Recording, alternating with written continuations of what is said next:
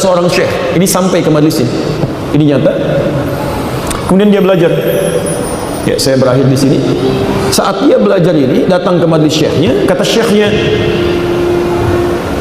"Ana ashtaqu alla tasbiru alayya." Saya ragu, kamu bisa sabar nggak belajar dengan saya? Kata muridnya ini, saya siap bersabar syekh, saya siap bersabar. Tayyib, syekhnya tinggal di masjid, makanannya sangat sederhana, cuma makan kurma aja, minum air putih. Lalu orang ini pengen berkhidmat jadi murid di situ, ingin berubah dengan lebih baik. Ini menunjukkan ajaran kepada kita, kalau antum ingin hijrah, ingin berubah, cari guru-guru yang baik. Maka orang ini berusaha untuk berubah, tinggal di masjid itu. Ya, hari pertama dia sabar, hari kedua dia sabar, alhamdulillah. Hari ketiga setan mulai masuk. Jangan anda duga bahwa kalau anda iman sudah naik, misalnya setan mundur, tidak. Kadang-kadang anda dibiarkan dulu supaya anda merasakan kenikmatan di awal-awal, kemudian mulai digoda supaya meninggalkan seketika keseluruhannya. Apa yang terjadi? Setan mulai masuk mengatakan pada dirinya, kamu memang sudah baik sekarang, bisa tahan makan kurma, air putih, tapi baru 2 hari. Syekhmu mungkin sudah 2 bulan, syekhmu mungkin sudah 2 tahun, mungkin 20 tahun dia makan dengan kurma dan air putih seperti ini. Saatnya kamu berkhidmat kepada syekh kamu, cari makanan yang lebih enak. Kamu kan sudah jadi muridnya, kamu sudah jadi muridnya. Lihat, bisikan pertama bagus, cari makanan-makanan yang enak untuk syekhmu sebagai khidmat kepada syekhmu. Diputuskan oleh anak muda ini untuk berubah. Oh iya betul ya, harus berubah nih makanannya nih. Tapi maka dia keluar dari majlis itu. Ini masjidnya, majlisnya, dia keluar. Kemudian dia lewat ke sebuah rumah. Ya, temboknya terbuka. Kalau di Timur Tengah itu kan suka ada tembok-tembok ini. Dia naik ke temboknya, dia ngintip-ngintip kira-kira ada makanan nggak itu. Tapi karena nggak ditemukan, dia punya bakat kan sebelumnya kan. Naik ke temboknya, nggak ditemukan, dia turun lagi, dia jalan lagi. Allahu Akbar. Begitu lewat ke rumah yang kedua, ini dia mencium langsung bau makanan. Naik ke atas tembok, tiba-tiba dia melihat ya ada panci masih tertutup, ada asap dari situ dengan bau makanan yang sangat sedap. Lompatlah orang ini menuju ke panci tadi. Begitu dibuka, ada 3 terong yang sudah matang. Maka mulai kemudian jiwanya berkata, sisi yang lain. Jadi ada sisi takwa, ya, sisi takwa, ada sisi nafsu. Takwa membawa kebaikan, nafsu mengajak kepada keburukan. Quran surah ke-12 ayat ke-53. Innan nafsa la'ammaratun bisu. Takwa yang bisikan malaikat. Ya, malaikat disebutkan sebanyak 88 kali dalam Al-Quran. Nafsu yang bisikan setan, setan disebutkan 88 kali dalam Al-Quran. Jadi setiap anda beraktivitas, imma ada bisikan malaikat atau ada orang yang mengikuti bisikan setan. Sebentar, kalau nggak percaya, azan berkumandang, Allahu Akbar, Allahu Akbar. Hati kecil anda kan ada yang berkata, cepat siap-siap, sudah azan. Pernah ada bisikan itu? Itu jiwa takwa anda. Begitu azannya selesai, tiba-tiba yang lain berkata, tenang, baru azan, belum komat. Subuh agak lama, kali imamnya belum datang, kan? Itu nafsu itu setan. Nah, tiba-tiba ketika dibuka melihat 3 terong itu dengan bau yang sangat sedap, nafsunya berkata, bisikan setan mulai masuk. Ini cocok untuk syekhmu. Cobain dulu, kalau enak, sampaikan pada syekhmu. Dia itu kan tokoh di sini.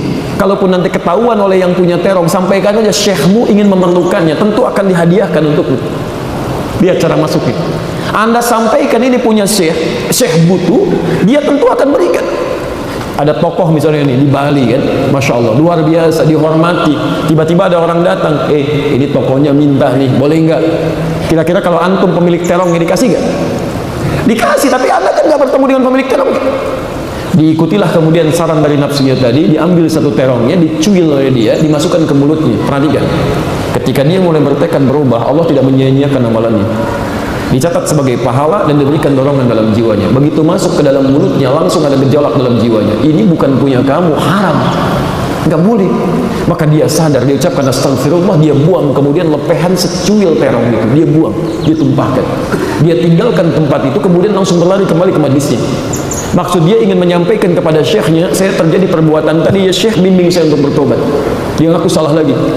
Allahu Akbar. Begitu sampai ke masjid tadi, belum masuk, dia menemukan syekhnya sedang duduk di depannya. Ada seorang perempuan sedang konsultasi. Di sekitaran itu ada seorang ayah sepuh, bapak yang sedang sepuh menunggu.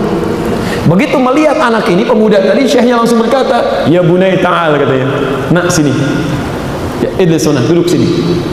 Lalu syekhnya tiba-tiba menyampaikan, ini ada seorang perempuan, dia telah ditinggal wafat oleh suaminya, selesai masa iddahnya, masih cantik, ya nggak punya keturunan, kan ditinggalkan kemudian oleh suaminya, baru menikahnya.